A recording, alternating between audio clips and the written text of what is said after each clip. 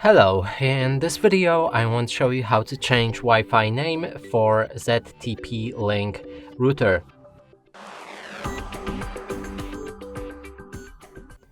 And to do this, you will need to open a configuration website. I shown you previously on how to access it. You can check our first setup video about this device.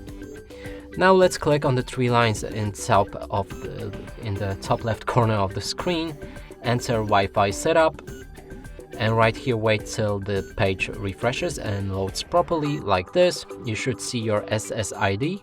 You can click on that to change it. Now let's name it Hard Wi-Fi. Click on save, and after a few seconds your name should change. Your Wi-Fi name should change, and also you'll be disconnected from the Wi-Fi, so we need to connect it back on.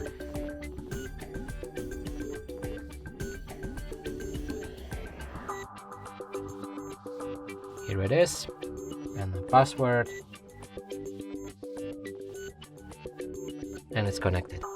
And that's it for this video. Hope you like it. Please consider subscribing to our channel, leave a like and a comment below.